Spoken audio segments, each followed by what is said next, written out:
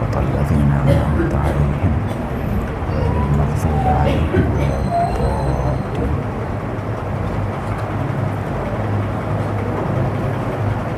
لا حول ولا قوة إلا بالله العلي العظيم. أعوذ بالله من الشيطان اللعين الرجيم. بسم الله الرحمن الرحيم. الحمد لله رب العالمين، والحمد لله الذي نور قلوبنا بمحبة علوية، والحمد لله الذي جعلنا من المتمسكين بولاية المرتضوية، والحمد لله الذي فرض مودته على العربية والعجمية، وعلى مبلغ رسالاته الإلهية سيدنا ومولانا ومولى الثقلين جد الحسن والحسين أبي القاسم مصطفى محمد.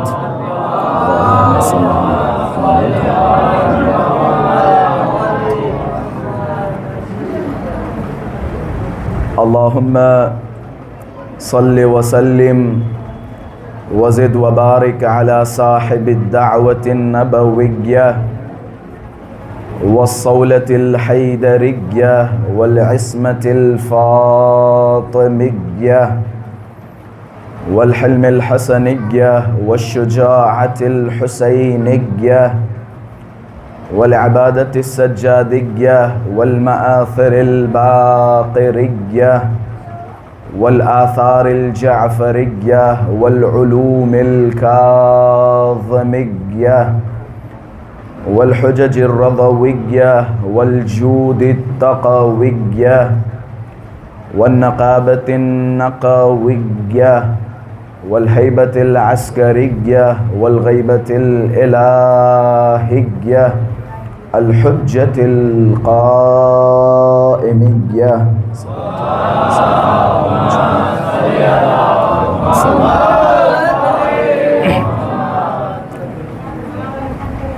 اللهم عجل لوليك الفرج والعافية والناصر، واجعلنا من أعوانه وأنصاره. أما بعد، فقد قال الله تبارك وتعالى في محكم كتابه ومتقن خطابه. بسم الله الرحمن الرحيم. الله نور السماوات والأرض، مثل نوره كمشكاة فيها مصباح، المصباح في زجاجة، الزجاجة كأنها كوكب دري يوقد من شجرة مباركة زيتونة لا شرقية ولا غربية، يكاد زيتها يضيء ولو لم تمسسه نار، نور على نور، يهدي الله لنوره من يشاء ويضرب الله الأمثال للناس والله بكل شيء عليم. في بيوت أذن الله أن ترفع ويذكر فيها اسمه يسبح له فيها بالغدو والآصال. صدق الله العلي العظيم.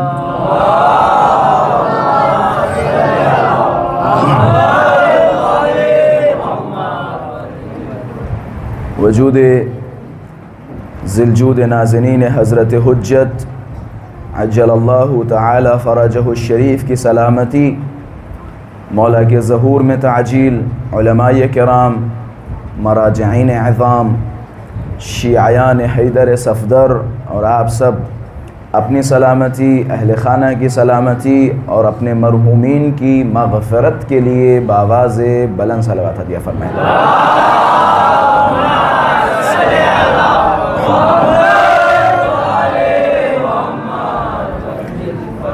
آپ حضرات سے گزارش ہے، ایک مرتبہ سورہ حمد اور 3 مرتبہ سورہ اخلاص کی تلاوت فرما کر مرحوم خیبر علی ابن غلام علی اور مرحوم سمیر علی ابن سلیم علی کی روح کو ایصال فرمائیں۔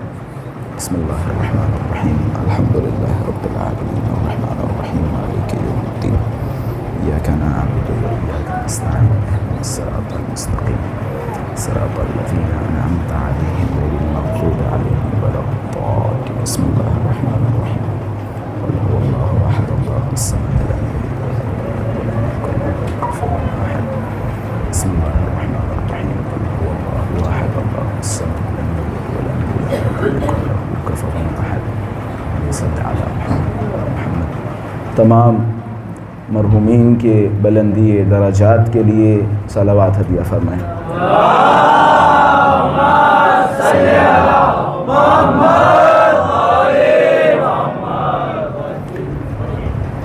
عزیزان محترم، ہمارے اس سلسلے کی آخری مجلس ہے۔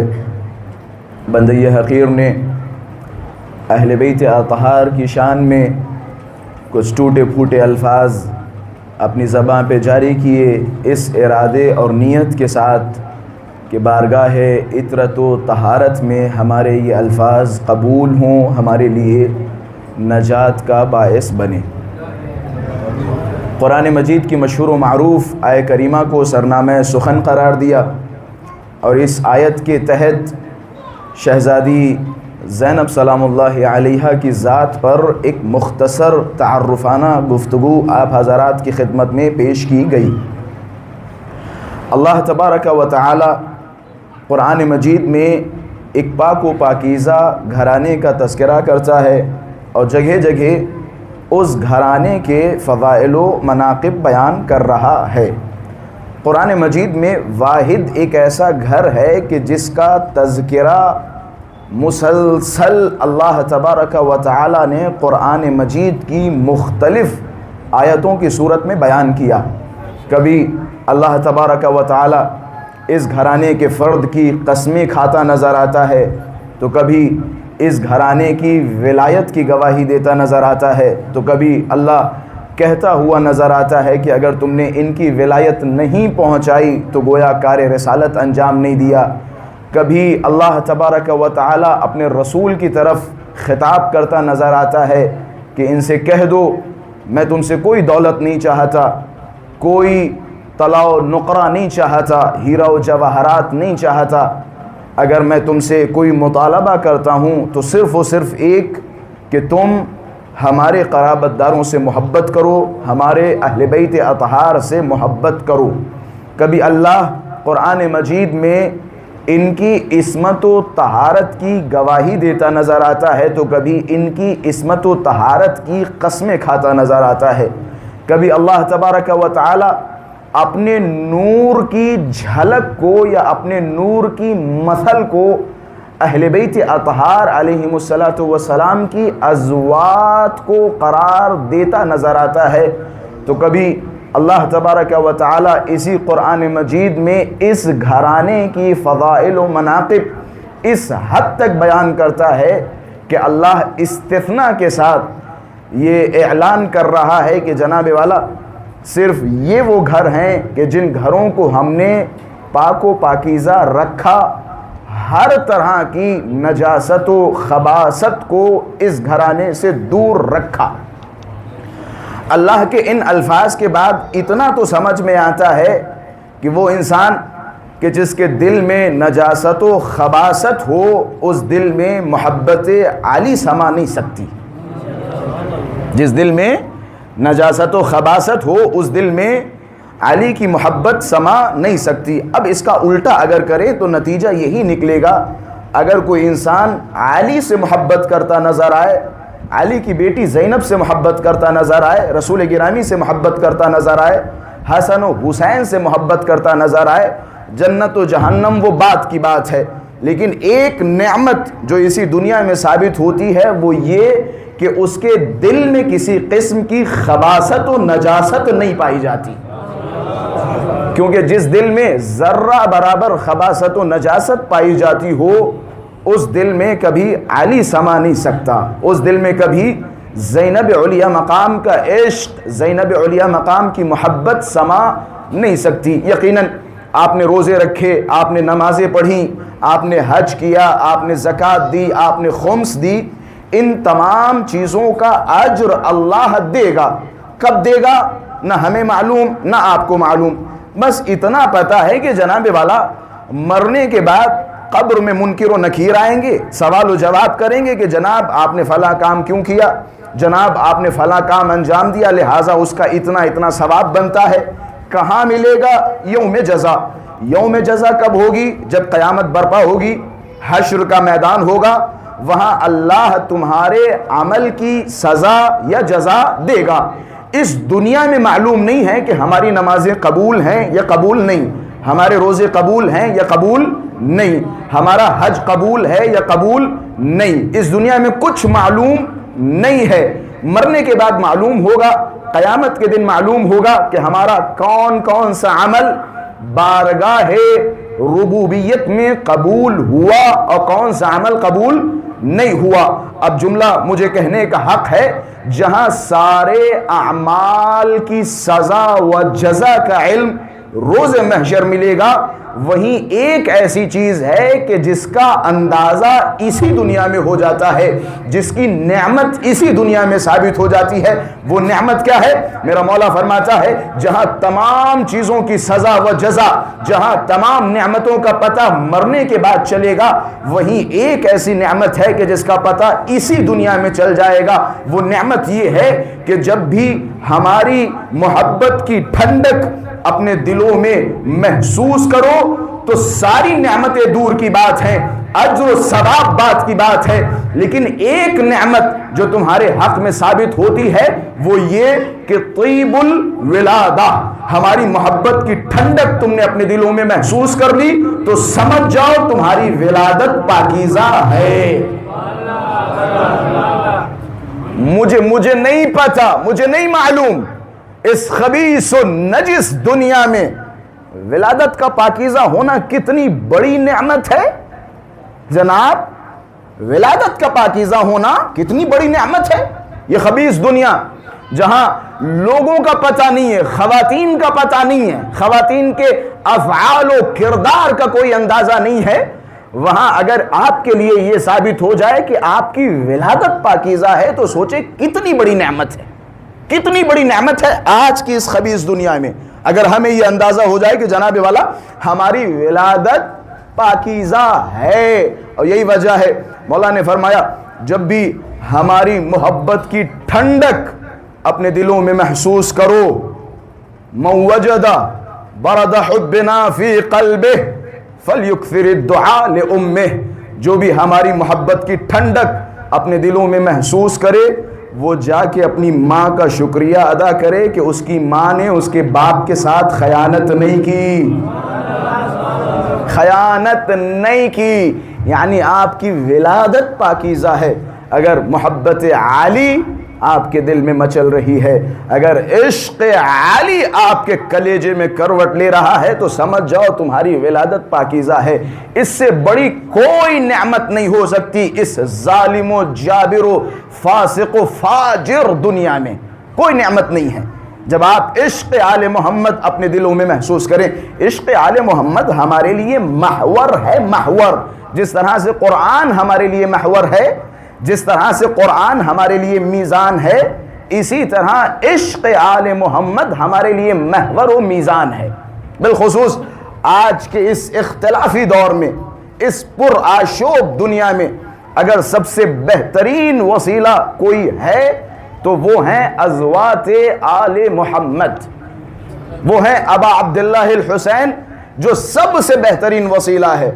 زیغم غروی آج ہے تو کل نہیں ہے، اس کی محبت میں ڈوبو گے ٹھیک ہے ڈوبو، اس کا خود کوئی پتہ نہیں ہے، اس کا خود کوئی پتہ نہیں ہے، قبر میں جا کے اس سے بھی وہی سوال ہوں گے جو آپ سے سوال ہوں گے۔ یہ اپنے ذہنوں میں بات کو رکھیے گا، قبر میں ان سے بھی وہی سوال ہوگا جو آپ سے سوال ہوگا۔ تو ایسے کے دامن سے متمسک ہوں، ایسے کے دامن سے متمسک ہوں جو روز محشر آ کے اپنی ضمانت اور گواہی پہ تمہیں جہنم کی آگ سے بچا سکے. وہ ازواج اور وہ دامن آل محمد کے سوا کوئی دامن نہیں ہے. وہ دامن امام حسین کے سوا کوئی دامن نہیں ہے. امام حسین کے دامن سے متمسک ہوں. امام حسین کا ایک ایسا دامن ہے جو تمہیں جلدی نجات دلائے گا. میں نے بہت پہلے ایک روایت پڑھی تھی اپنے بچپنے میں, اور میں اس روایت سے بڑی محبت کرتا ہوں, اور ماہ محرم کی مجلسوں میں کوشش کرتا ہوں کہ کسی نہ کسی ذریعے یہ روایت لوگوں کی سماعتوں تک پہنچا دی جائے. میرا مولا صادق علیہ الصلوۃ والسلام فرماتا ہے,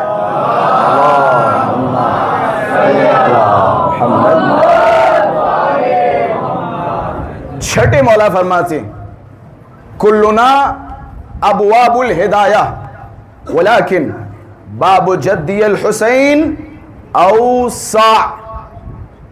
خواتین سے بھی توجہ چاہوں گا. ہم سارے کے سارے یہ جملے ہیں کس کے؟ چھٹے امام کے.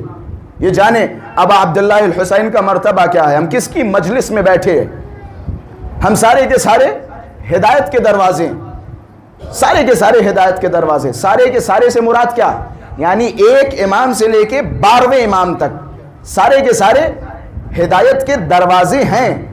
ولیکن باب جدی الحسین اوسع, لیکن میرے جد حسین کا دروازہ ہم سب اماموں میں سب سے بڑا دروازہ ہے.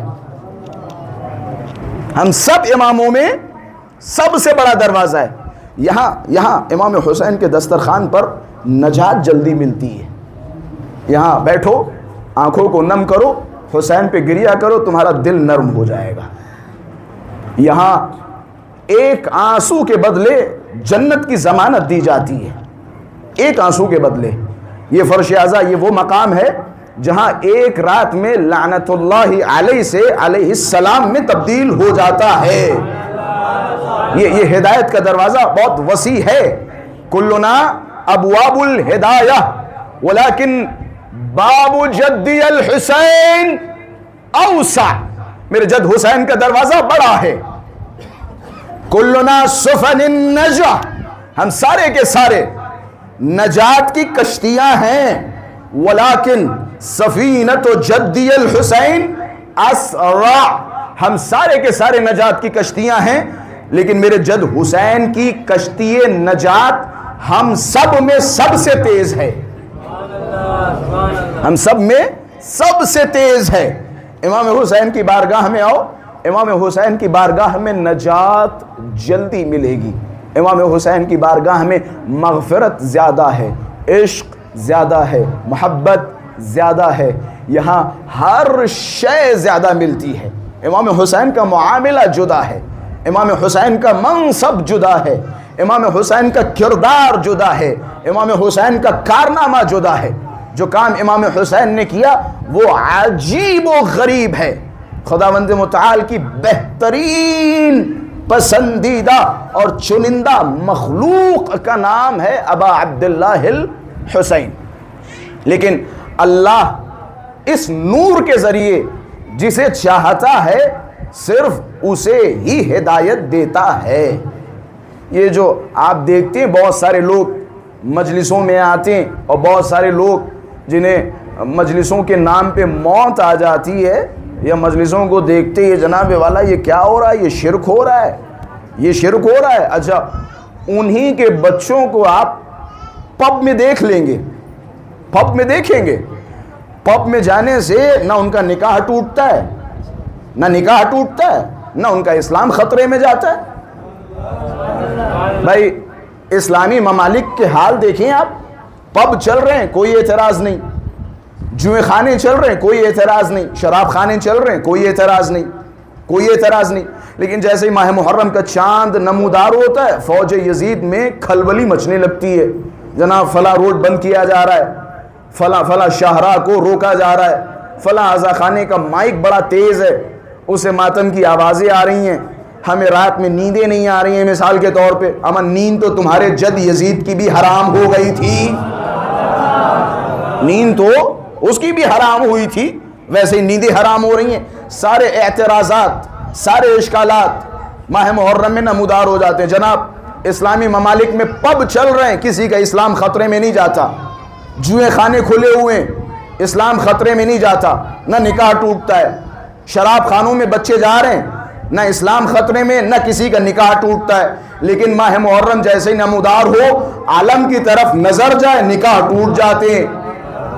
عالم کی طرف نگاہ پڑتے ہی نکاح ٹوٹنے لگتے ہیں. وجہ کیا ہے؟ علت کیا ہے؟ بڑی سادی سی اور بڑی سمپل سی علت ہے. انہیں یقین ہے ان کا بیٹا اگر رات کو شراب خانے جائے گا تو صبح واپس گھر آئے گا. جوا خانہ جائے گا، رات بھر جوا کھیلے گا، صبح لوٹ کر گھر پہ آئے گا. شراب خانے جائے گا، شراب پیے گا، لیکن صبح نشے کی حالت میں لوٹ کے گھر آئے گا. کسی پب میں جائے گا، ڈسکو میں جائے گا، رات بھر وہاں ناچے گا، گائے گا، لیکن صبح ہوتے ہی اپنے گھر واپس آئے گا. لیکن انہیں یقین ہے کہ اگر ان کی اولادیں مجلس ابا عبداللہ الحسین میں جائیں تو واپس لوٹ کے گھر نہیں بلکہ مولوی کے پاس جائے گا. اما تم کس حسین پہ اعتراض کر رہے ہو؟ وہ اپنے مولوی کے سر پہ قرآن رکھے گا.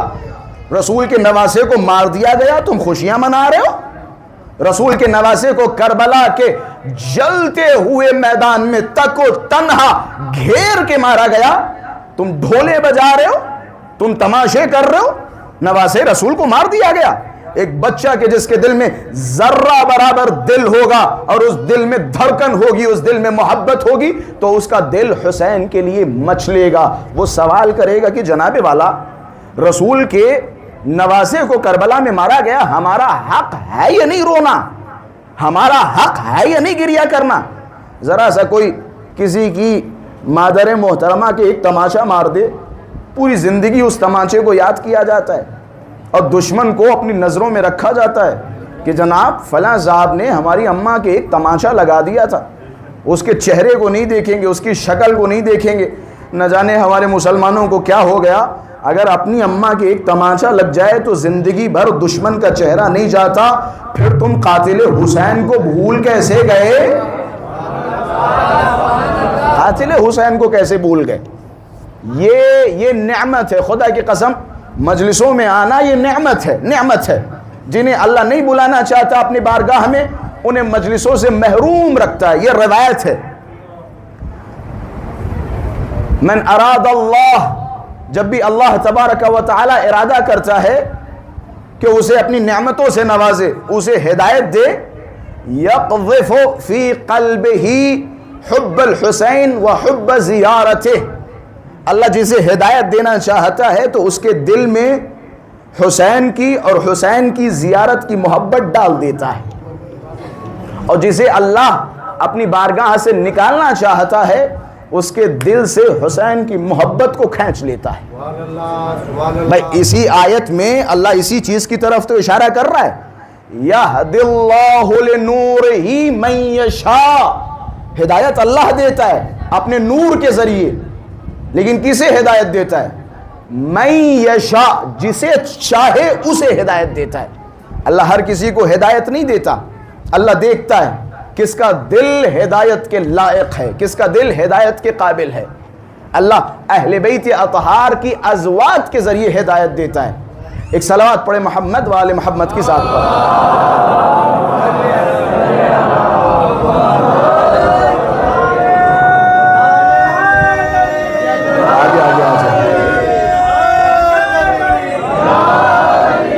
آگے بہت جگہ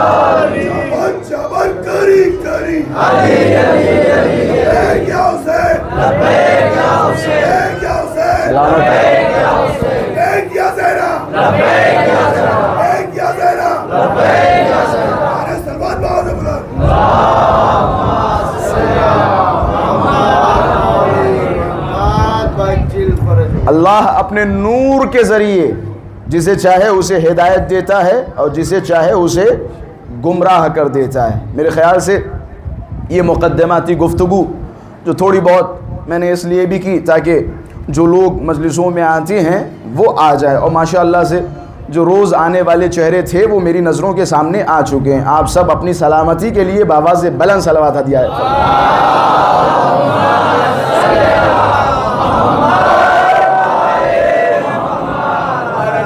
اللہ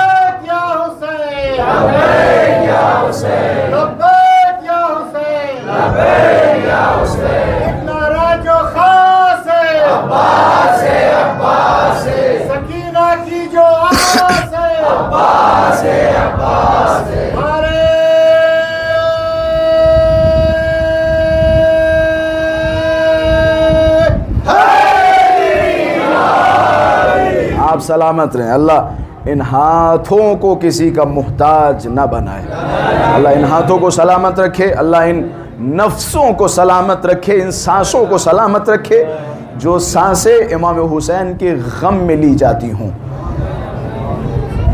یہدی اللہ لنورہ من یشاء، اللہ اس نور کے ذریعے جسے ہدایت دینا چاہتا ہے دے دیتا ہے، اور جسے اللہ چاہتا ہے گمراہ کرنا اسے اس نور ہدایت سے محروم کر دیتا ہے۔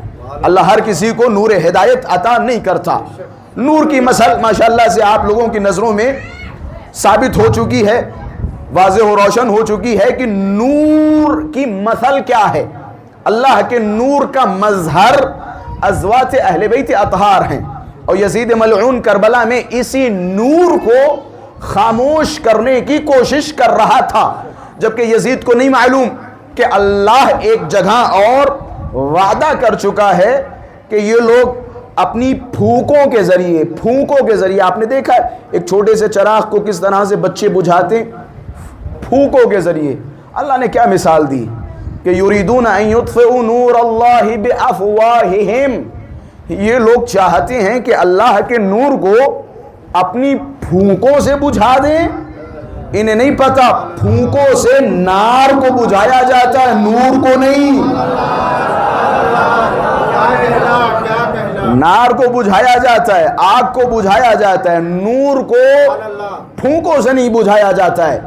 یزید ملعون جب تخت و تاج پہ بیٹھا، اسے معلوم تھا رسول گرامی ماشاءاللہ سے مختلف مقامات پر آخری لمحات رسول گرامی بستر مریضی پہ، بستر مریضی میں رسول گرامی نے ایک وصیت فرمائی۔ یقیناً ہم بعنوان روایت بیان کرتے ہیں، بعنوان حدیث بیان کرتے ہیں، لیکن میں زیادہ تر ممبر سے جب یہ جملات بیان کرتا ہوں تو اس نقطے کی طرف اشارہ کرتا ہوں۔ یہ رسول گرامی کی فقط حدیث نہیں ہے بلکہ رسول گرامی کی وصیت ہے۔ کس نبی کی وصیت ہے؟ اس نبی کی وصیت ہے کہ جس نبی نے فرمایا اگر کوئی انسان بغیر وصیت اس دنیا سے چلا جائے تو اس کی مرضی، وہ چاہے یہودیت کی موت مرے یا نصرانیت کی موت مرے۔ یعنی وصیت کی اہمیت کو بیان کر رہے ہیں کہ وصیت کتنی اہم ہے، ایک وصیت نامہ کتنا اہم ہے۔ یہ مومن کی پہچان ہے کہ وہ اپنی زندگی میں وصیتیں لکھتا رہے، موت کب آ جائے کچھ اندازہ نہیں ہے، کچھ پتہ نہیں ہے، لہٰذا مومن کا فریضہ ہے کہ وہ وصیتیں ہمیشہ آمادہ رکھے۔ یہ رسول گرامی کی حدیث نہیں بلکہ رسول گرامی کی وصیت ہے۔ وصیت کیا ہے؟ رسول گرامی نے فرمایا انی تارکن فیکم الثقلین کتاب اللہ وعطرتی، میں تمہارے درمیان دو گراں قدر چیزیں چھوڑ کے جا رہا ہوں۔ پہلا کیا ہے؟ قرآن، دوسرا کون؟ ہمارے اہل بیت۔ ما ان تمسکتم بہما لن تضلوا بعدی، سبحان اللہ، جب تک تم لوگ ان دونوں چیزوں سے متمسک رہو گے، لن استمرار کا معنی دیتا ہے، ہمیشہ کا معنی دیتا ہے، جب تک ان دونوں چیزوں کو تھامے رہو گے، لن تضلوا، ہرگز میرے بعد تم لوگ گمراہ نہیں ہوگے۔ اب سمجھ میں آتا ہے کہ جناب والا اگر مسلمانوں میں کہیں نہ کہیں گمراہیت نظر آ جائے تو سمجھ جاؤ یا تو وہ قرآن کے دامن سے محروم ہے یا پھر اہل بیت کے دامن سے۔ یہ رسول گرامی کی وصیت ہے، جب تک ان دونوں چیزوں سے متمسک رہو گے گمراہ نہیں ہوگے۔ وَإِنَّهُمَا لَن يَفْتَرِقَا، اور یہ دونوں چیزیں کبھی جدا نہیں ہوں گی، جدا نہیں ہوں گی. ایسے نہیں کہ اہل بیت کچھ اور ہیں قرآن کچھ اور ہے. بھائی یہ تو قاعدہ رسول گرامی جگہ جگہ بیان کر چکے. علی مع القرآن والقرآن مع علی. علی قرآن کے ساتھ ہیں، قرآن علی کے ساتھ ہے. بھائی یہ باتیں تو رسول گرامی جگہ جگہ بیان کر چکے. ما ان تمسکتم بہما لن تضلوا بعدی، جب تک ان دونوں چیزوں سے متمسک رہو گے ہرگز گمراہ نہیں ہوگے. اور یہ دونوں چیزیں جدا نہیں ہوں گی. حتی یرد علی الحوض، یہاں تک کہ یہ دونوں چیزیں حوض کوثر پر ایک ساتھ مجھ پر وارد ہوں گی. یہ کیا ہے؟ یہ وصیت رسول اعظم ہے، آخری نبی کی وصیت ہے. اچھا مسلمانوں، یزید جیسے ہی تخت و تاج پہ بیٹھا، اس نے دیکھا کہ رسول گرامی نے لوگوں کی ہدایت کے لیے دو گراں قدر چیزوں کو چھوڑا ہے، دو نور کو چھوڑا ہے. ایک نور قرآن ہے اور دوسرا نور اہل بیت اطہار ہے. اب ظاہر سی بات ہے یزید چاہتا تھا معاشرے میں فتنہ و فساد، یزید چاہتا تھا معاشرے میں خباثت، یزید چاہتا تھا اسلام کا نام و نشان مٹ جائے. لہٰذا منبر پہ بیٹھنے کے بعد ان دونوں چیزوں کو مٹانے کی کوشش کی. میں توجہات کا طالب ہوں. یزید نے منبر پہ بیٹھنے کے بعد ان دونوں چیزوں کو مٹانے کی کوشش کی. پہلے اس نے قرآن کو جھٹلایا اور اس نور ہدایت کو خاموش کرنے کی کوشش کی. منبر پہ بیٹھنے کے بعد شعر پڑھا لعبت ہاشم بالملک فلا خبر جاء ولا وحی نزل. یہ یزید کے جملات ہیں یا نہیں؟ یہ یزید کا پہلا انکار تھا قرآن سے. یزید کا مقصد یہ تھا کہ باب ہدایت کو بند کر دیا جائے، ہدایت کے دروازے کو بند کر دیا جائے. ہدایت کے دروازے تھے دو، ایک تھا قرآن، ایک تھا اہل بیت. اب یزید نے پہلے قرآن کے اس باب ہدایت کو بند کرنے کی کوشش کی، قرآن کا انکار کیا. قرآن کا انکار ان الفاظ کے ساتھ کیا کہ جناب والا بنی ہاشم تو حکومت کے ساتھ کھلواڑ کر رہے تھے. نعوذ باللہ، رسول گرامی بنی ہاشم کے ساتھ مل کے کھلواڑ کر رہے تھے. نہ ہی کوئی وحی نازل ہوئی، نہ ہی کوئی قرآن کی آیتیں نازل ہوئی. یہ کس سے انکار ہے؟ یہ قرآن سے انکار ہے. میں تھوڑا سا یہاں پہ روکوں گا. اب ظاہر سی بات ہے ماشاءاللہ سے ہمارے شیعہ زیرک ہوتے ہیں، ذہین ہوتے ہیں، تکہ پرداز بھی ہوتے ہیں اور ان تکہ پردازیوں کو بڑی غور سے سمجھتے بھی ہیں. اب میں ایک چھوٹا سا اشارہ کرتا چلوں، شاید بچوں کے ذہنوں میں بھی یہ باتیں سما جائیں. ہم نے تو بڑی آسانی سے کہہ دیا کہ جناب والا یزید قرآن کا منکر تھا، یزید نے یہ شعر پڑھا. لیکن میں ایک مرتبہ تذکر دلاتے ہوئے یہ ضرور کہوں گا، یزید شعر لکھتا نہیں تھا. یزید شعر لکھتا نہیں تھا. یزید شاعر نہیں بلکہ متشاعر تھا. کسی کا کہا ہوا شعر اس نے منبر پہ آ کے دہرایا. اب سوال مت کرنا کہ جناب والا یہ شعر ہے کس کا. میں ایک جملہ کہوں گا، ذرا رسول کے زمانے میں جاؤ، مدینے کی گلیوں میں دیکھو کون ہے کہ جس نے عمر بھر رسول کو جادوگر کہا.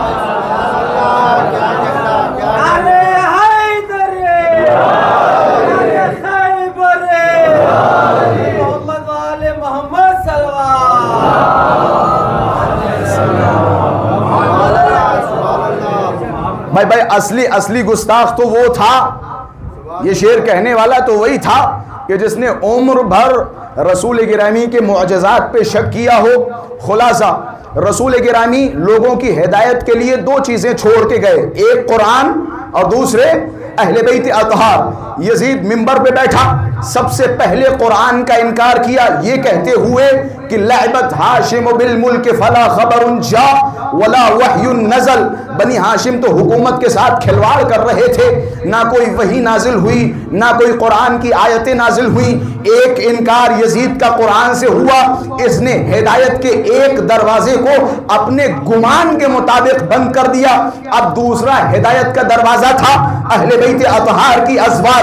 اس وقت ایک شاخص چہرہ اہل بیت کا تھا ابا عبداللہ الحسین کی ذات، اس نے پہلے قرآن کا انکار کیا، پھر ہدایت کے دوسرے راستے کو کربلا یہ محلہ میں شہید کر کے اس نے گمان یہ کیا کہ جناب والا ہم نے ہدایت کے دونوں راستوں کو بند کر دیا، بس یہ سوچ کے بیٹھا ہی تھا کہ اتنے میں سر حسین نو کے نیزہ پہ بلند ہو کے قرآن کی تلاوت کرنے لگا، یزید کو بتانے لگا اے یزید تم مطمئن نہ ہونا، قرآن بھی زندہ ہے، حسین بھی زندہ ہے۔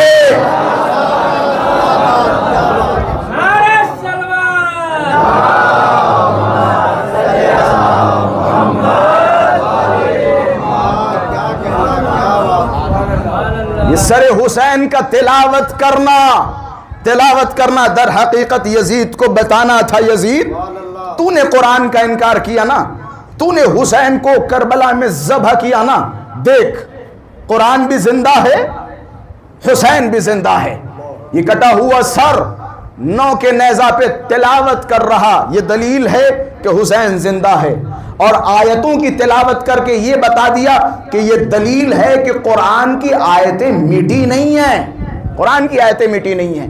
اس ہدایت کے دروازے کو بند کرنے کی ہمیشہ کوشش کی گئی، کبھی اس ہدایت کے دروازے کو بند کرنے کے لیے انہیں مارا گیا، انہیں پریشان کیا گیا۔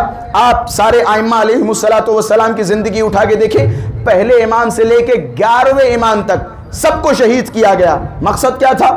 مقصد صرف و صرف ایک کہ اس ہدایت کے دروازے کو بند کیا جا سکے۔ بہت سارے مقامات ایسے تھے جہاں اگر انہوں نے نہیں مارا تو ان کے مقابلے میں چھوٹی چھوٹی سی دکانیں کھلوا دی گئی، چھوٹی چھوٹی سی فتووں کی دکانیں کھلوا دی گئی تاکہ ان کی ہدایت کا دروازہ بند کیا جا سکے۔ میں نے ظاہر سی بات ہے میں عقیدے کا ایک چھوٹا سا طالب علم ہوں، علم کلام کا ایک چھوٹا سا طالب علم ہوں، تو ظاہر سی بات ہے میں ممبر سے کلامی گفتگو کروں گا، عقیدے کی گفتگو کروں گا۔ میں نے اسلامی تاریخ میں پڑھا 6 امام کے دور میں باقاعدہ 700 سے 800 لوگ ایسے تیار کیے گئے جو امام جعفر صادق کے مقابلے میں اپنی رائے پیش کریں۔ اللہم صلی علی باقاعدہ بنو امیہ کے دور میں، بنو عباس کے دور میں باقاعدہ بہت سارے لوگوں کو پیدا کیا گیا تاکہ وہ اہل بیت کے خلاف اپنی زبان کھولیں، جو اہل بیت کہیں اس کا الٹا فتویٰ دیں، یہ ہے یا نہیں، اس کا الٹا بیان کریں۔ مثال کے طور پہ ایک صاحب کے پاس ایک صاحب گئے، کہنے لگے صاحب نماز کے سجدے میں آنکھوں کو کھولیں یا بند کریں؟ نماز کے سجدے میں آنکھوں کو کھولا جائے یا بند کیا جائے؟ بھئی جب بھی کوئی مسئلہ بیان کیا جاتا ہے تو ہمارے علماء کیا کرتے ہیں؟ استنباط کرتے ہیں، قرآن کی طرف دیکھتے ہیں، حدیث کی طرف دیکھتے ہیں، پھر ایک نظریہ پیش کرتے ہیں۔ یہ بنو امیہ کے مفتی تھے جو امام جعفر صادق کے مقابلے میں کھڑے کیے گئے تھے۔ ان سے جب سوال ہوا کہ نماز میں سجدے میں آنکھوں کو کھولیں یا بند کریں، ان کا جواب دیکھیں۔ انہوں نے یہ جواب نہیں دیا کہ قرآن سے یہ ثابت ہوتا ہے، حدیثوں سے یہ ثابت ہوتا ہے، انہوں نے سر کھجلاتے ہوئے کہا جناب خالفت جعفران فی کل ما یقول، بھئی ہمارے فتوے کا طریقہ یہ ہے کہ ہم نے ہمیشہ جو کچھ امام جعفر صادق نے کہا اس کا الٹا فتویٰ دیا، ہم نے ہمیشہ فتویٰ امام جعفر صادق کے الٹا دیا، لیکن اس مسئلے میں میں خود کنفیوز ہوں کہ سجدے میں امام آنکھوں کو کھولتے تھے یا بند کرتے تھے۔ اب اگر فار ایگزامپل میں نے کہہ دیا کہ کھولو تو کہیں ایسا نہ ہو کہ یہ بھی کھول رہے ہو وہ بھی کھول رہے ہو، اگر میں نے کہہ دیا بند کرو کہیں ایسا نہ ہو کہ امام سے مل جائے یہ بات، جبکہ ہمارا ارادہ یہ ہے کہ کوئی بات ملنی نہیں چاہیے، جو کچھ کہو ان کے الٹا کہو۔ اچھا فتویٰ بھی دینا ہے کہ کریں تو کیا کریں، کہ بڑا پیچیدہ سوال ہے، بڑا سنگین سوال ہے، اگر کہہ دیا کھولو تو ان سے مل سکتا ہے، اگر کہہ دیا بند تو شاید ان سے مل سکتا ہے۔ کوئی ایسا فتویٰ دو جو ان سے مطابقت نہ کرے، کیونکہ پتہ ہی نہیں کہ امام سجدے میں آنکھوں کو کھولتے ہیں یا بند کرتے ہیں۔ کہ آپ کیا کریں کہ ایسا کرو، کل سے جب نماز میں جانا تو ایک آنکھ کھولنا اور ایک آنکھ بند کرنا۔ یہ حقیقت ہے، حقیقت ہے، حقیقت ہے۔ آپ دیکھیں، یہ حقیقت ہے، خدا کی قسم حقیقت ہے۔ آپ دیکھیں خاک شفا پہ یہ استنباط ہیں، یہ فتاوے ہیں ان کے، خاک شفا پہ سجدہ کرنا حرام ہے، لیکن کتے کے فضلے پہ آپ سجدہ کر سکتے ہیں۔ مسائل ہیں، آپ جا کے پڑھیے، کتے کی غلاظت پہ آپ سجدہ کر سکتے ہیں، لیکن خاک شفا پہ سجدہ کرنا حرام ہے، خاک شفا پہ سجدہ کرنا حرام ہے۔ آپ کو کیا لگتا ہے دین ایک، رسول ایک رسول، میں تھوڑا سا آپ لوگوں کو صدر اسلام میں لے کے چلتا ہوں۔ ایک رسول گرامی جو پر ڈے مسجد میں آیا کرتے تھے، نماز پڑھایا کرتے تھے، قابل غور بات ہے، سامنے کی بات ہے، لیکن انشاءاللہ محظوظ ہوں گے۔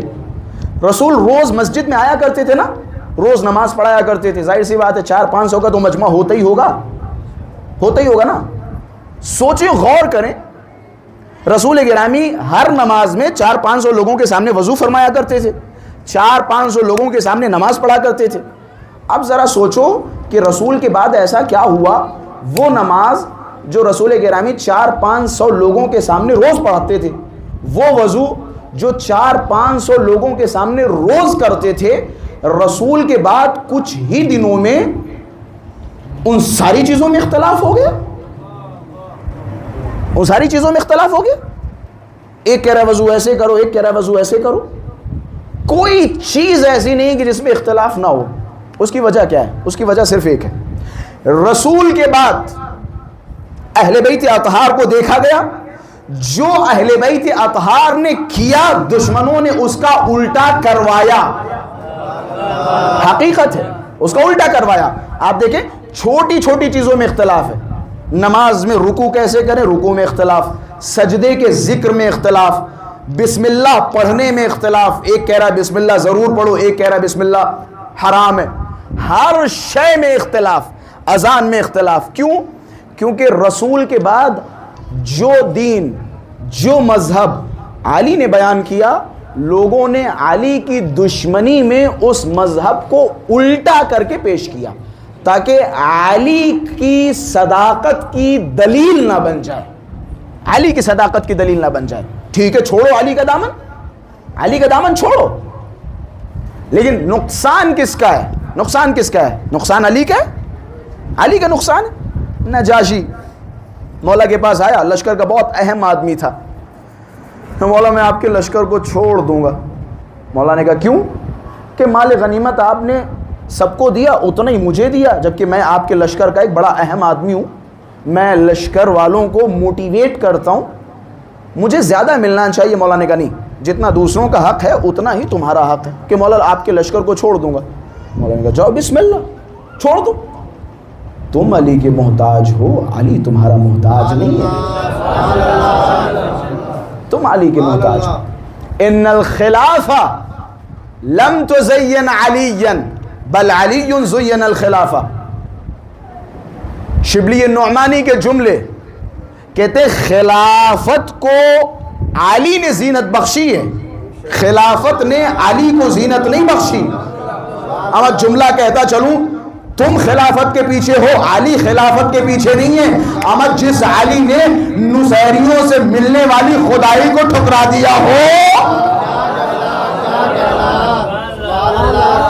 احمد جس علی نے نصیریوں سے ملنے والی خدائی کو ٹھکرا دیا ہو، تو اس کی نظر میں تمہاری خلافت کی کیا اوقات، کیا ویلیو؟ امیر المومنین بعض اوقات اپنی ٹوٹی ہوئی جوتی اٹھایا کرتے تو فرمایا کرتے تھے کہ تمہاری اس خلافت جس کے تم نعرے لگا رہے ہو، اس خلافت سے بہتر تو میری ٹوٹی ہوئی جوتیاں ہیں۔ تمہاری یہ خلافت علی کی جوتی کا مقابلہ نہیں کر سکتی، جوتی کا مقابلہ نہیں کر سکتی۔ یہ اگر تم علی کے دامن سے متمسک ہو، اہل بیت کے دامن سے متمسک ہو، تو گویا اللہ نے اپنے نور کے ذریعے تمہیں ہدایت دی ہے، آج جو تم بیٹھے ہو مثال کے طور پہ سینوں میں دیکھو علی کے نام پہ کیسی چہروں پہ مسکراہٹیں ہیں. یہ مسکراہٹیں نہیں, یہ مہر ہے ولادت کے پاکیزہ ہونے کی. مہر ہے, مہر ہے.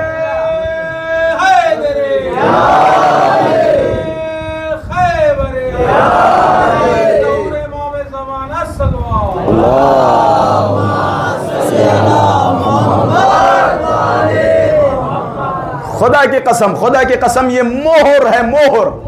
یہ علامت ہے ایک مومن کی کہ علی کا نام سنتے ہی اس کے چہرے پہ مسکراہٹ آ جائے, علی کا نام سنتے ہی اسے سکون مل جائے, اس کا دل دھڑکنے لگے صرف نام علی سے. تمہاری خلافت جس کے تم اتنے گیت گا رہے ہو, اتنے قصیدے پڑھ رہے ہو, علی کو اس خلافت کی ضرورت نہیں ہے. تم محتاج ہو, تم محتاج ہو علی کے دروازے پہ آنے کے. علی کسی کے دروازے پہ جانے کا محتاج نہیں ہے. علی کو کسی کی ضرورت نہیں ہے. تمہیں اگر ہدایت چاہیے, تمہیں اگر نور ولایت و امامت چاہیے تو تم علی کے دروازے پہ آؤ. آج ہم سب کا علی کے دروازے پہ جانا اس بات کی دلیل ہے کہ ہم سارے کے سارے علی کے محتاج ہیں. علی کے محتاج ہیں. علی ہمارے محتاج نہیں ہیں. ہم علی کے دروازے کو, میں کہتا ہوں, میں دعوے کے ساتھ کہہ رہا ہوں, میں چھوڑ دوں, میں چھوڑ دوں, میں علی کو چھوڑنے کے لیے تیار ہوں. علی کو چھوڑنے کے لیے تیار ہوں, صرف ایک شرط, صرف ایک شرط, علی سے بہتر کوئی آپشن لے کے آؤ. علی سے بہتر کوئی آپشن لے کے آؤ. اور تھوڑا بڑا چیلنج کر دوں, تھوڑا بڑا چیلنج کر دوں, کس میدان میں آپشن لے کے آؤ گے؟ میں صرف علی کے جیسا نہیں, کسی میدان میں علی کے جیسا لے کے آؤ. میں شاید وہاں تک نہیں پہنچے. کس میدان میں لے کے آؤ گے؟ علم کے میدان میں؟ بتاؤ جناب. علم کے میدان میں علی سے بہتر آپشن ایک وہ جو ممبر پہ بیٹھ کے کہہ رہا ہے سلونی سلونی قبل ان تفقدونی, اس سے پہلے کہ میں چلا جاؤں جو پوچھنا ہو پوچھو. انہا ہنا لعلما جمّا, میرے اس کلیجے میں علم بھرا ہوا ہے, پوچھو. انا مدینۃ العلم وعلی بابها, میں شہر علم, علی اس کا دروازہ. ایک یہ. دوسرا وہ جو مدینے کی عورتوں کے درمیان کھڑے ہو کے کہہ رہا ہو کہ یہاں تو سب ہم سے زیادہ پڑھے لکھے ہیں, یہاں تک کہ مدینے کی عورتیں. میں شاید اب بھی جملہ پہنچا نہیں. ایک وہ جو سلونی سلونی کے دعوے کرے, دوسرا وہ جو 56 سے 58 جگہوں پر یہ کہتا نظر آئے لولا علی لہلک فلاں,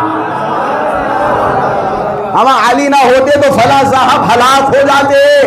علی علی علی کرتے رہے ہر جگہ, یا علی مدد یا علی مدد. اب ہم سے نہ کہیے جناب والا, آپ شیعہ ہر جگہ یا علی مدد کیوں کہا کرتے ہیں؟ میں کہوں گا جناب والا شیعوں کو تو چھوڑیے, 56 سے 58 جگہوں پہ تو ثابت ہے کہ آپ کے صاحب نے بھی یا علی مدد کہا.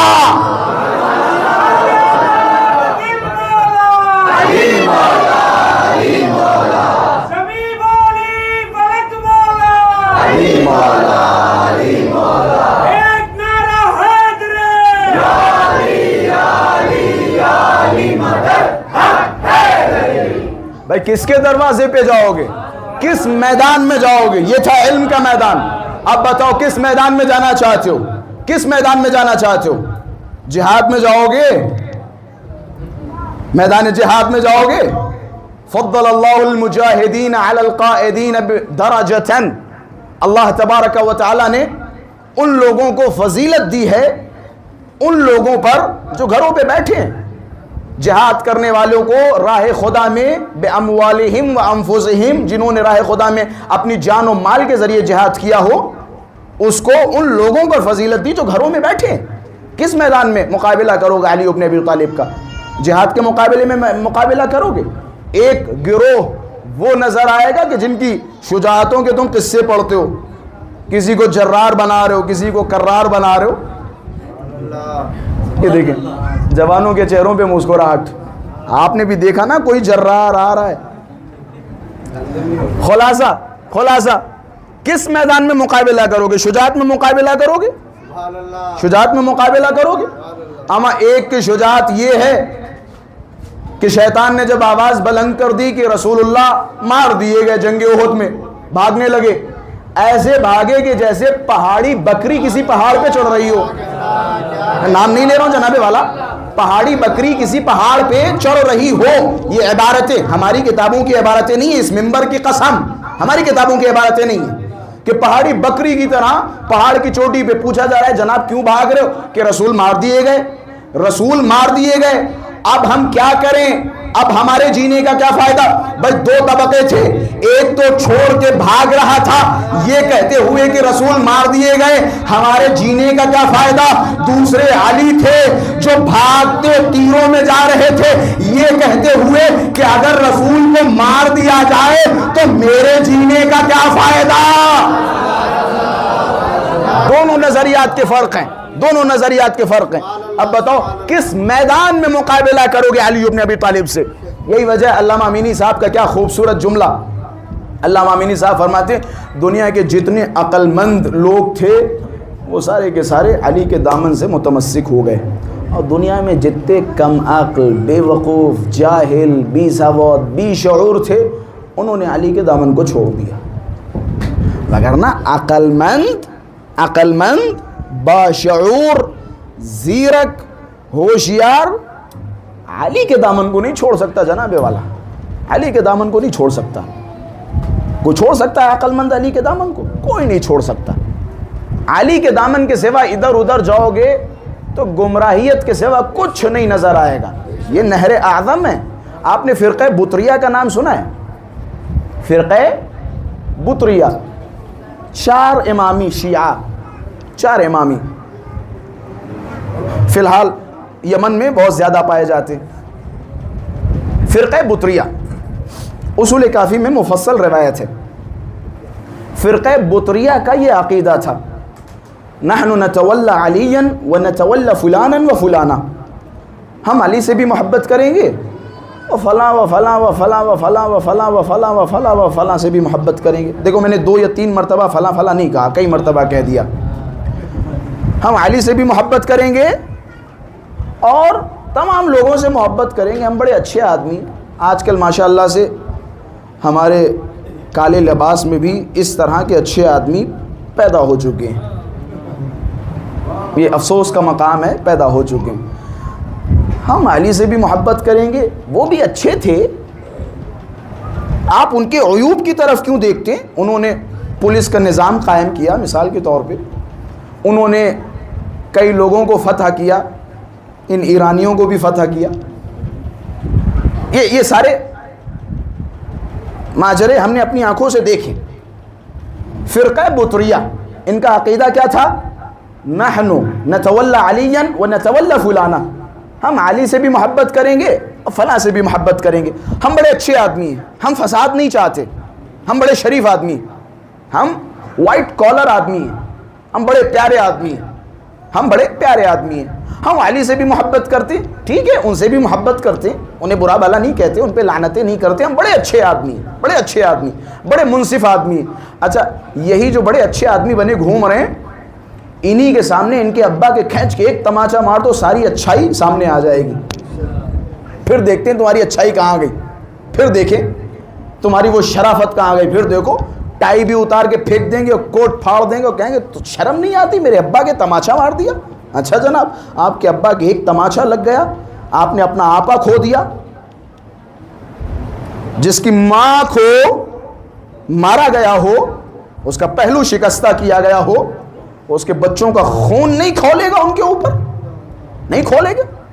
نحن نتولی علیاً ونتولی فلانا، ہم علی سے بھی محبت کریں گے، فلاں سے بھی محبت کریں گے. اچھا اس چھوٹے سے مولوی کے سامنے جاؤ گے، مولوی بیچارہ کیا کہے گا، 10 باتیں سوچے گا.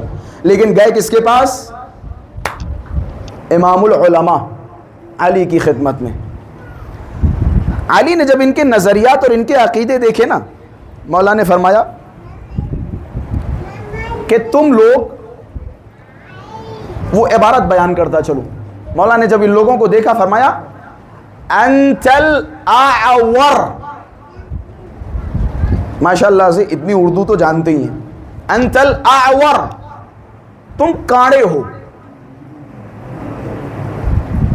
تم کاڑے ہو. کاڑا کسے کہتے ہیں؟ کاڑا کسے کہتے ہیں؟ اندھے کو نہیں کہتے. کاڑا اسے کہتے ہیں جس کی ایک آنکھ صحیح ہو ایک آنکھ خراب ہو. کیا جواب ہے مولا کا کہ مولا ہم آپ سے بھی محبت کرتے ہیں فلاں سے بھی محبت کرتے ہیں.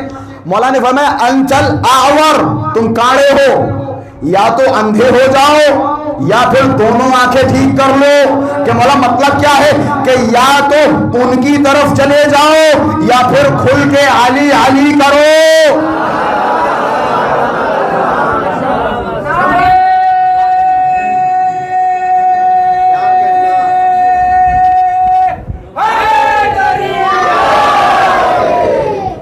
بھائی کاڑے مت بنو، یا تو ان کی طرف جاؤ، آزاد ہو، تم کوئی بھی مذہب اختیار کر سکتے ہو، جاؤ. لیکن اگر شیعت کے دائرے میں رہنا ہے تو کاڑے بن کے نہیں رہ سکتے. آپ کو دونوں آنکھیں کھولنی پڑیں گی. دونوں آنکھیں تبھی کھلتی ہیں جب علی کا دل، اس دل میں علی کی محبت ہو اور علی کے دشمنوں سے نفرت ہو. تب یہ دونوں آنکھیں کھلتی ہیں، تب بصیرت کھلتی ہے، تب انسان کے دل میں بصیرت پائی جاتی ہے جب دونوں آنکھیں کھلی ہوں. آور نہ بنو. اچھا جناب، بات یہاں ختم نہیں ہوئی، اصول کافی کی طرف آئیے. مرحوم کلینی صاحب نے روایت نقل کی، اسی فرقے کا ایک آدمی، کون سا فرقہ؟ فرقہ بطریہ. اسی فرقے کا جب ایک آدمی گیا تو مولا نے بتایا کہ جناب یہ جو تمہارے عقیدے ہیں یہ تمہارے غلط ہیں. بطریہ نام کیوں پڑا؟ مولا نے انہیں بھگایا. جب یہ آئے کہنے لگے کہ ہمارے لیے چوتھے امام، مثال کے طور پہ چوتھے امام کے بعد جناب زید کی امامت کے قائل ہو گئے، امام سجاد کے فرزند امام محمد باقر کی امامت کو قبول نہیں کیا، امام جعفر صادق کی امامت کو قبول نہیں کیا. جب انہوں نے اپنے سارے عقیدے اور نظریات بیان کیے تو مولا نے ان سے کہا روح جاؤ،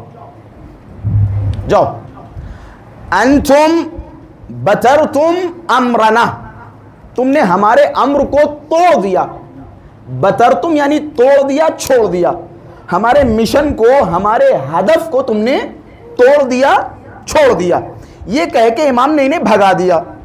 اس دن سے اس فرقے کا نام کیا پڑ گیا؟ فرقہ بطریہ. انشاءاللہ بھولیں گے نہیں، فرقہ بطریہ. مولا کا لفظ تھا بترتم، تم نے توڑ دیا، تو اس فرقے کا نام ہو گیا مولا کے مشن کو توڑنے والے لوگ، فرقہ بطریہ.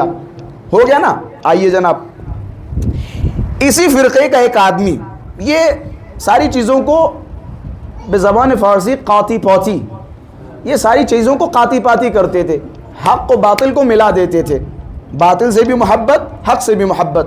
تو اس وجہ سے مولا نے انہیں بھگا دیا کہ تم ہمارے امر اور ہمارے مقصد کو توڑنے والے لوگ ہو. اسی فرقے کا ایک آدمی مولا کی خدمت میں آیا، ظاہراً پانچویں امام یا چھٹے امام کی خدمت میں. مولا نے مثال دی اور اس پوری مجلس کا خلاصہ یہ مثال ہے.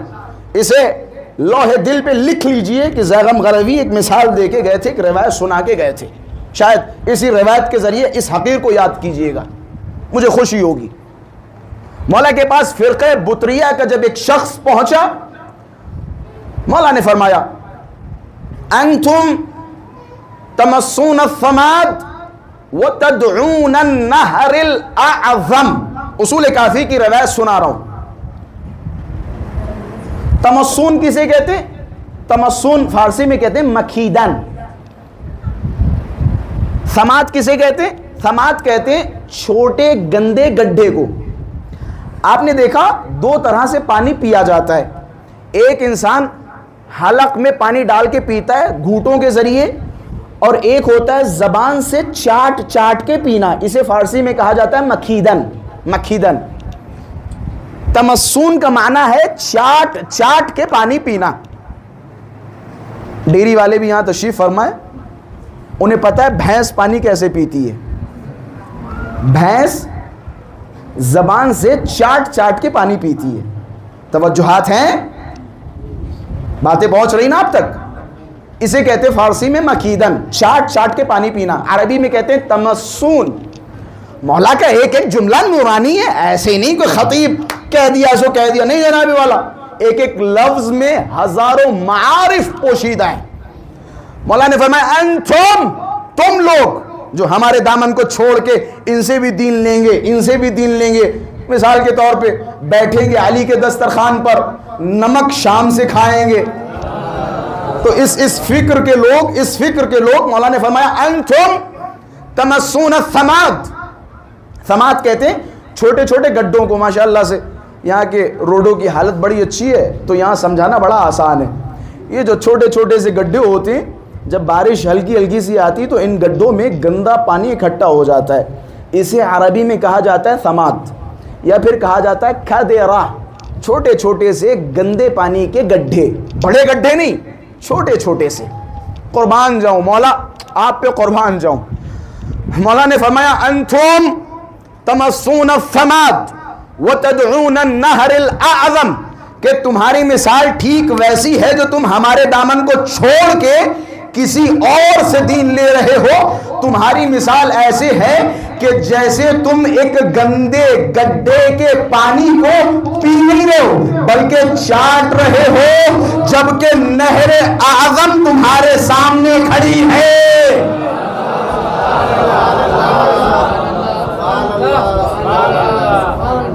نہر اعظم تمہارے سامنے، تم نالی کا گندا پانی پی رہے ہو.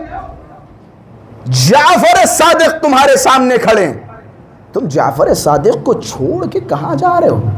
اس کے پاس جا رہے ہو جو خود کہتا نظر آ رہا ہے لولا السنتان لہلک النعمان، اگر 2 سال نہ ہوتے تو صاحب ہم ہلاک ہو جاتے. مطلب استاد کو چھوڑ کے شاگردوں سے دین لے رہے ہو، استاد سے دین نہیں لینا ہے تمہیں. امام نے مثال دی کہ تمہاری مثال ٹھیک ویسی ہے کہ جیسے تمہارے سامنے ایک بڑی نہر، علم کا سمندر سامنے ہے، لیکن پھر بھی جا کے نالی کا گندا غلیظ پانی چاٹ رہے ہو. نہر اعظم ہمیں، ہم ہدایت کے دروازے ہیں، ہمارے دروازے پہ آؤ، ہمارے دروازے پہ آؤ. دین تمہیں چاہیے، ہمارے دروازے پہ آؤ. خالص دین ہمارے دروازے کے سوا کہیں نصیب نہیں ہوگا. فی بیوت اذن اللہ ان ترفع ویذکر فیہا اسمہ، اللہ نے اجازت دی، اللہ نے حکم دیا کہ ان گھروں کی دیواروں کو بلند کیا جائے. جناب یہاں دیواروں کو بلند کرنے سے مراد یہ نہیں ہے کہ جناب ایک مستری لایا جائے اور 150 ردے لگا کے قلعہ بنا دیا جائے. نہیں جناب والا، یہاں گھروں کی دیواروں کو بلند کرنے سے مطلب و مراد یہ ہے کہ تاکہ کسی طرح کی نجاست و خباثت اس گھر میں وارد نہ ہو. اتنا پاکیزہ اللہ نے ان گھروں کو بنایا ہے، اتنی پاکیزہ اور اتنی بلند دیواریں بنائی ہیں کہ کسی قسم کی نجاست و خباثت اس دہلیز پہ نہیں آ سکتی. اس دہلیز پہ نہیں آ سکتی. یہ وہ گھرانہ ہے کہ جہاں روز و شب اللہ کا تذکرہ ہوتا ہے. یہ وہ گھرانہ ہے جہاں روز و شب اللہ کی تسبیح و تحمید ہوتی ہے. ان گھروں کا حق ہے کہ ان گھروں کو چوما جائے، ان گھروں کی دہلیز کو چوما جائے. یہی وجہ ہے کہ جب جناب ام البنین اس گھر میں علی کی زوجہ بن کے آئیں، ایک زوجہ شوہر پر حق رکھتی ہے، اس کے حقوق ہیں شوہر کے اوپر، لیکن یہ مقام علی ابن ابی طالب تھا کہ جب حضرت ام البنین علی کی زوجہ بن کے آئیں تو حضرت ام البنین نے پہلے اس دہلیز کو چوما. سبحان اللہ، اس دہلیز کو چوما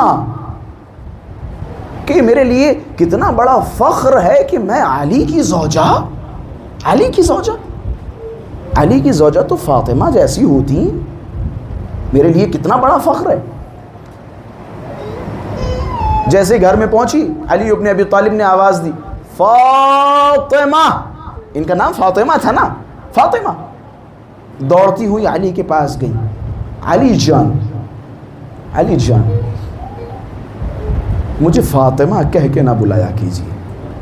آپ جب فاطمہ کہہ کے بلاتے ہیں نا تو میں دیکھتی ہوں آپ کے 2 بیٹے حسن و حسین نظروں کو گھمانے لگتے ہیں، اپنی ماں کو تلاش کرنے لگتے ہیں.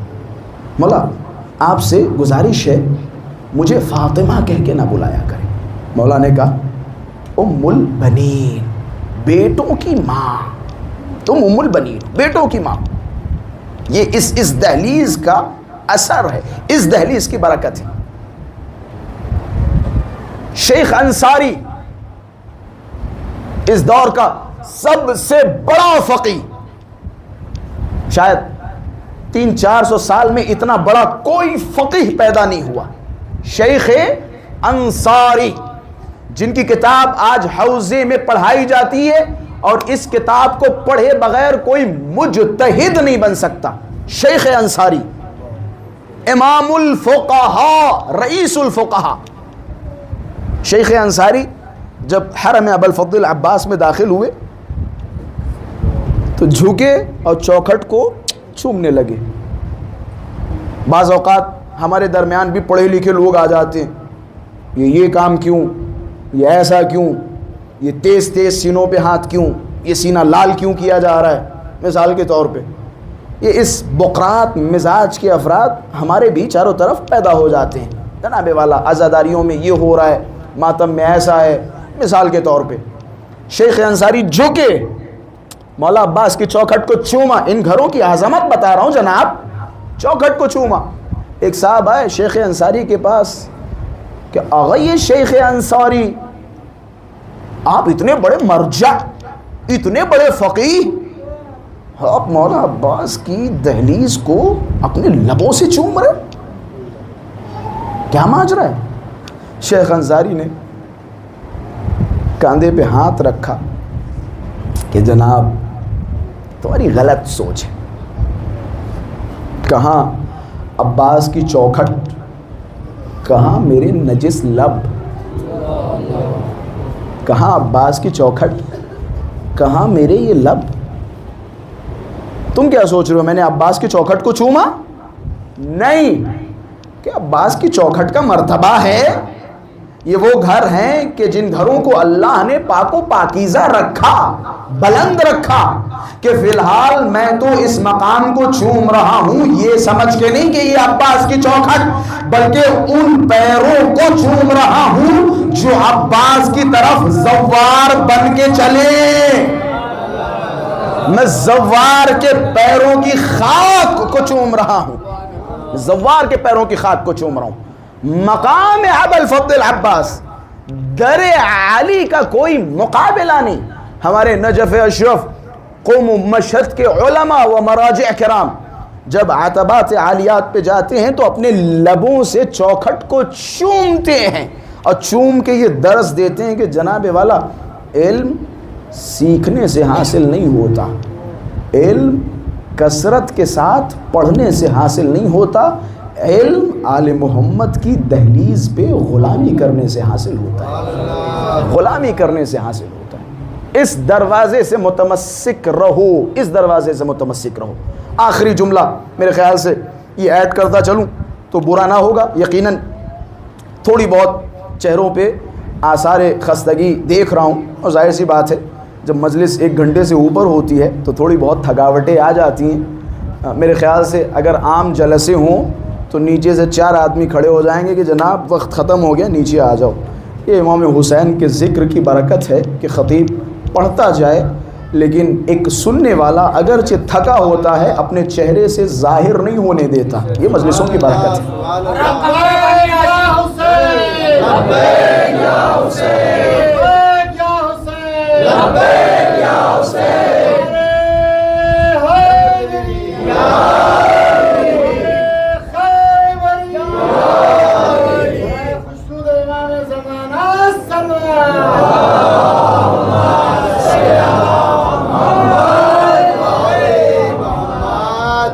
خلاصہ یہ مجلسوں کی برکت ہے.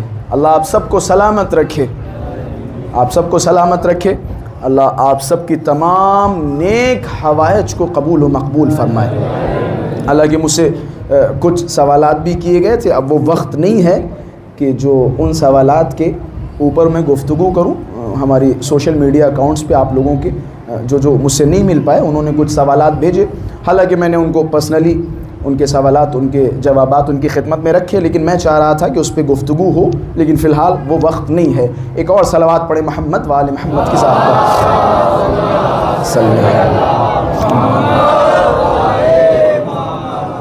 خلاصہ یہ عظمت ہے اس فرش اعضا کی، اور یہ آل محمد کا کرم ہے۔ آل محمد نے ہمارے دلوں کو اپنی محبت کے ذریعے روشن کیا۔ یہ اہل بیت اطہار کا لطف و کرم ہے، لطف و کرم ہے، وگرنہ 1400 سال ہو چکے ہیں کربلا کو واقع ہوئے۔ 1400 سال کے بعد آج جیسے ہی ہمارے سامنے نام حسین آتا ہے تو ہماری آنکھیں نم ہو جاتی ہیں، ہماری آنکھیں نم ہو جاتی ہیں۔ یہ اثر ہے اس محبت کا، یہ اثر ہے اس کرم نوازی کا جو آل محمد نے ہمارے ساتھ فرمائی۔ وگرنہ اتنے دنوں کے بعد کیسے ممکن ہے کہ کوئی انسان اتنا روئے؟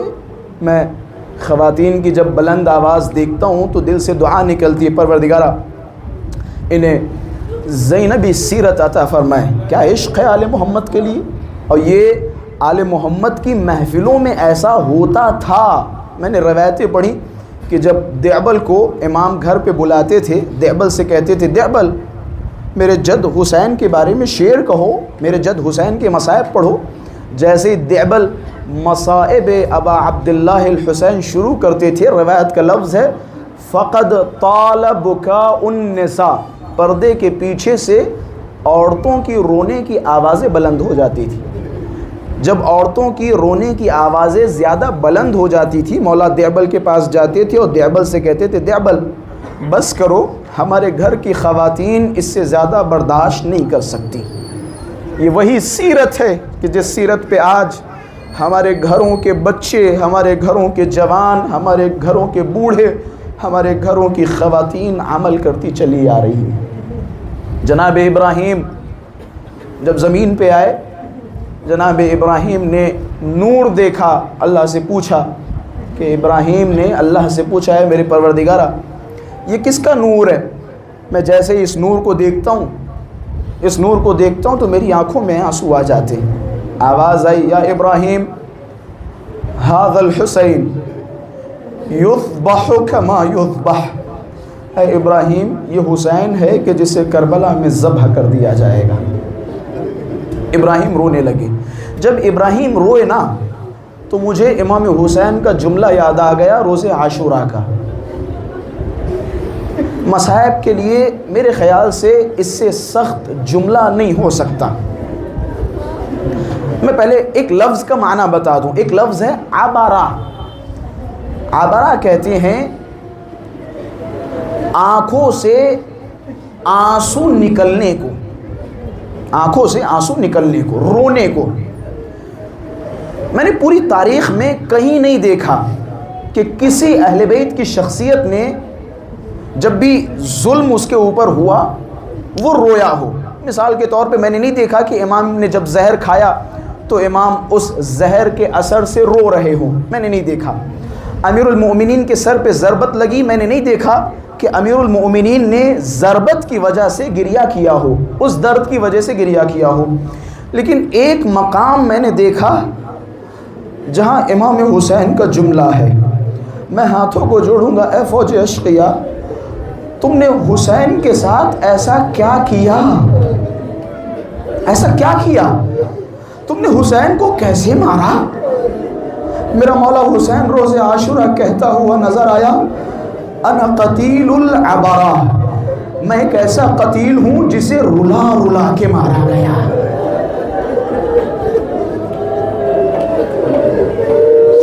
کہہ دیا میں نے جملہ، کہہ دیا جملہ، اس سے بڑا جملہ میں اپنے مصائب میں نہیں بیان کر سکتا۔ میں ایک ایسا قتیل ہوں جسے رلا رلا کے مارا گیا، رلا رلا کے مارا گیا۔ کوئی بھی مومن میرا ذکر نہیں کرے گا مگر یہ کہ جیسے ہی میرا نام سنے گا اس کی آنکھوں میں آنسو آ جائیں گے۔ میں ایک ایسا قتیل ہوں۔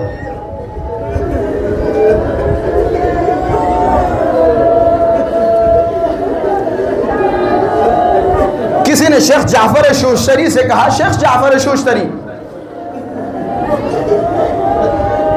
امام حسین کے مصائب پڑھو۔ شیخ جعفر شوشتری منبر پہ گئے، جناب علی اکبر کے مصائب پڑھ دیے۔ پھر دوسرے دن کہ شیخ جعفر میں نے تم سے کل کہا تھا نا حسین کے مصائب پڑھو. تم نے علی اکبر کے مصائب پڑھ دیے. میری گزارش ہے کہ جا کے کل حسین کے مصائب پڑھنا. شیخ جعفر نے دوسرے دن بھی جا کے علی اکبر کے مصائب پڑھ دیے. تیسرے دن یہ صاحب گئے کہ شیخ جعفر میں تم سے روز کہہ رہا ہوں کہ تم حسین کے مصائب پڑھو, تم جا کے علی اکبر کے مصائب پڑھ دیتے ہو. عجب نہیں, شیخ جعفر شوشتری نے ایک جملہ کہا کہ کیا تم نے تاریخ کربلا میں غور نہیں کیا؟ حسین کی روح علی اکبر کے پاس قبض ہو گئی تھی. حسین کی روح علی اکبر کے لاشے کے پاس نکل چکی تھی. ارے باپ, ایک ضعیف باپ جس کا اکبر جیسا بیٹا ہو, ایسا ویسا بیٹا نہیں ہے. میں جناب علی اکبر کے مصائب اتنی آسانی سے نہیں پڑھتا. حق تگریہ ادا کرنا جوانوں کا کام ہے. اپنی جوانی کو جناب علی اکبر پہ قربان کرو. کون علی اکبر؟ جسے بھیجتے وقت حسین نے فرمایا ہو اے میرے پروردگارا تو گواہ رہنا میں اسے بھیج رہا ہوں جو میرے نانا کی شبیہ ہے. جب میں اپنے نانا کی زیارت کا مشتاق ہوتا تھا تو اکبر کی جوانی کو دیکھا کرتا تھا. میں بھیج رہا ہوں. جب جناب علی اکبر کو بھیجا نا, ایک جملہ فرمایا, اولاد والے تم سے بہتر نہیں سمجھ سکتا کوئی کہ اکبر جب جانا مڑ مڑ کے ضعیف باپ کو دیکھتے رہنا.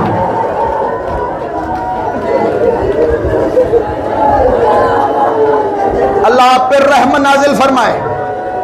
ضعیف باپ کو مڑ مڑ کے دیکھتے رہنا. علی اکبر مڑ مڑ کے دیکھ رہے ہیں. کیا دیکھ رہے ہیں؟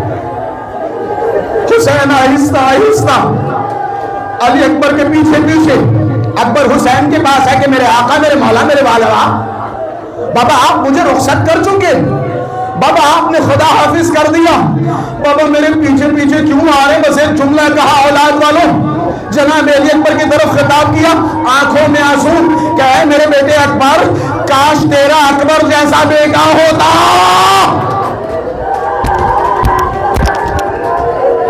ماتم میں بڑے بڑے حوصلے کے ساتھ, بڑی ہمت کے ساتھ اکبر کی شہادت پڑھ رہا ہوں. اے میرے بیٹے اکبر کاش اکبر جیسا تیرا بیٹا ہوتا.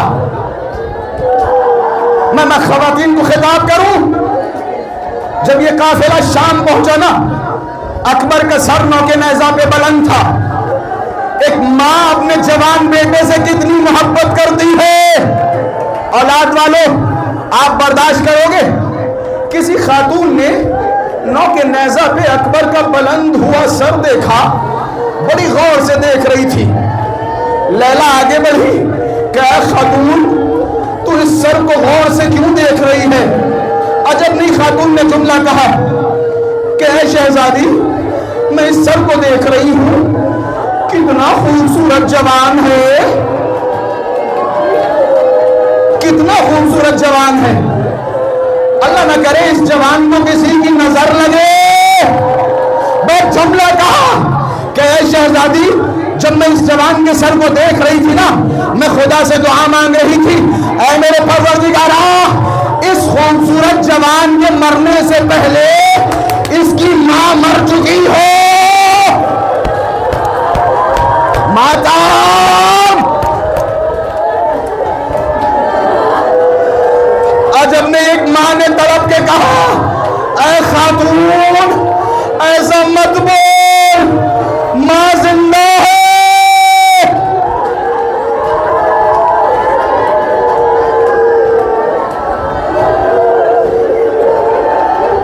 بس آپ برداشت نہیں کر پا رہے, میں نہیں پڑھوں گا.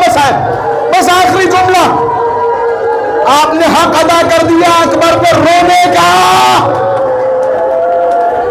اللہ آپ کے جوانوں کو سلامت رکھے, سلامت رکھے جوانوں کو.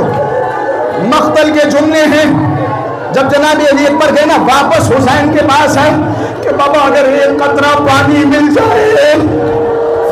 حسین آگے بڑھے کہ بیٹا ذرا قریب آ, میرے منہ میں اپنی زبان رکھو، شاید میرے منہ میں تھوڑی سی نمی ہو۔ مقتل کے جملے ہیں، جیسے ہی علی اکبر نے اپنی زبان رکھی نا، زبان کھینچ لی، ہاتھوں کو جوڑا کہ بابا آپ کی زبان میں کانٹے پڑے ہیں۔ میں اس روایت کو کیسے بیان کروں؟ جناب علی اکبر گئے، آواز دی، بس میں نے ختم کیے مسائل، آواز دی، اے میرے بابا، اکبر کا آخری سلام،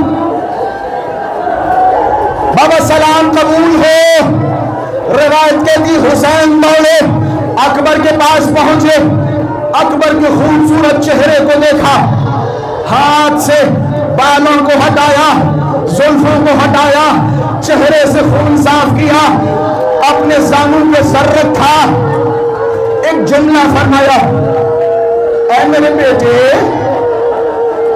کلیجے پہ ہاتھ کیوں رکھے ہو؟ اولاد والوں، کلیجے پہ ہاتھ کیوں؟ آج اپنے اکبر نے جملہ فرمایا کہ بابا سینے میں برچھی کی علی ہے، بابا میں سانس نہیں لے پا رہا، پر جملہ سنا، ایک ہاتھ زمین کربلا پہ رکھا، ہاتھ اٹھایا، اکبر کے سینے پہ رکھا، دوسرا ہاتھ برچھی کی علی پہ نجف کا رخ کیا، اے میرے بابا،